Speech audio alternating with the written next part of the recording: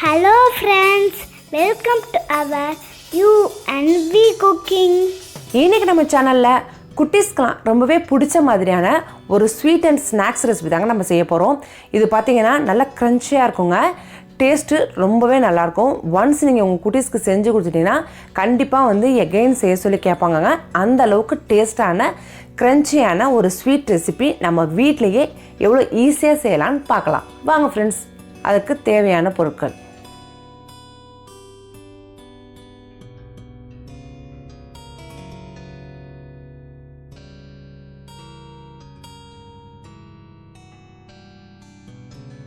First ஒரு mixie ஜாரில் நம்ம வச்சுருக்க இன்க்ரீடியன்ஸை ஒன்று ஒன்று ஆட் பண்ணிக்கலாங்க.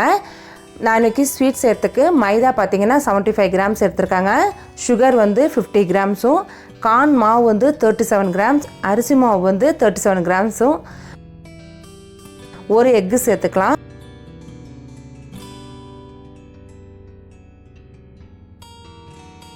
டேஸ்ட்டுக்காக 1/4 டீஸ்பூன் அளவுக்கு சால்ட்டும், 1/2 டீஸ்பூன் அளவுக்கு வெண்ணிலா எசன்ஸ், மில்க் பார்த்திங்கன்னா 90 ml எடுத்து வச்சுருக்கோங்க. அதையும் இதோட ஆட் பண்ணி ஜஸ்ட்டு ஒரு தடவை ஓட்டினதுக்கு அப்புறமா 1.5 டேபிள் ஸ்பூன் அளவுக்கு ஆயில் சேர்த்துட்டு இதை நல்லா ஒரு தடவை கலந்ததுக்கப்புறமா நம்ம வச்சுருக்க கோனில் இதை சேர்த்துலாங்க. நெக்ஸ்ட்டு ஸ்டவ் ஆன் பண்ணிவிட்டு பேன் வச்சுக்கலாங்க. பேன் நல்லா ஹீட் ஆனதுக்கப்புறமா ஸ்டவ் வந்து மீடியம் ஃப்ளேம்லேயே வச்சுட்டு கோனில் சின்னதாக ஹோல் போட்டதுக்கப்புறமா கார்னர்லேருந்து மெதுவாக எடுத்து ரவுண்ட் பண்ணிக்கலாங்க. சென்ட்ரு ஃபுல்லாக ரவுண்ட் பண்ணதுக்கப்புறமா மேலே பார்த்திங்கன்னா சின்ன சின்னதாக ரவுண்ட் அப்படியே கண்டினியூஸாகவே எடுத்துகிட்டு வரலாம். கேப்பு விடாமல் நல்லா கண்டினியூஸாக எடுத்துகிட்டு வரலாங்க. கேப்பு விட்டிங்கன்னா ரோல் பண்ணி எடுக்கும்போது கட் ஆகும். அதனால் நல்லா இந்த மாதிரி கண்டினியூஸாக எடுத்துக்கலாங்க. இப்போ பாருங்கள், ஃபுல்லாக சேர்த்ததுக்கு அப்புறமா ஸ்டவ் வந்து மீடியம் ஃப்ளேம்லேயே இருக்கட்டுங்க. நல்லா இந்த மாதிரி கார்னர் ஃபுல்லாக ப்ரௌனிஷ் ஆகி வரும்போது லைட்டாக கை வச்சு நீங்கள் ரோல் பண்ணிங்கனாலே இது மாதிரி அழகாக ரோல் ஆகி வந்துடுங்க. இதுக்கப்புறமா இது அப்படியே எடுத்து மெதுவாக வெளியில் வச்சிடலாங்க.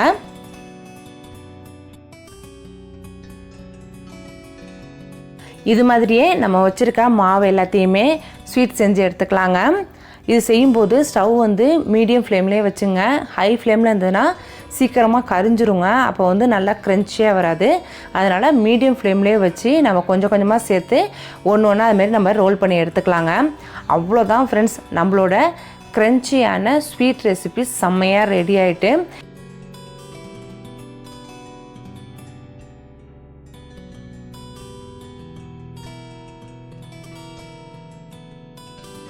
இதை நான் வந்து இப்போ தூள் பண்ணி காட்டுறேன் பாருங்கள் எந்த அளவுக்கு நல்லா க்ரன்ச்சியாக இருக்குது. டேஸ்ட்டும் பார்த்திங்கன்னா ரொம்பவே நல்லாயிருக்குங்க. நீங்கள் ஒன்ஸ் வந்து உங்கள் குட்டீஸ்க்கு செஞ்சு கொடுத்துட்டிங்கன்னா கண்டிப்பாக வந்து எகெயின் செய்ய சொல்லி கேட்பாங்க. அந்த அளவுக்கு நல்லா டேஸ்டியான ஒரு ஈஸியான ஒரு ஸ்நாக்ஸ் ரெசிபிங்க. நீங்களும் உங்கள் வீட்டில் கண்டிப்பாக ட்ரை பண்ணி பாருங்கள் ஃப்ரெண்ட்ஸ்.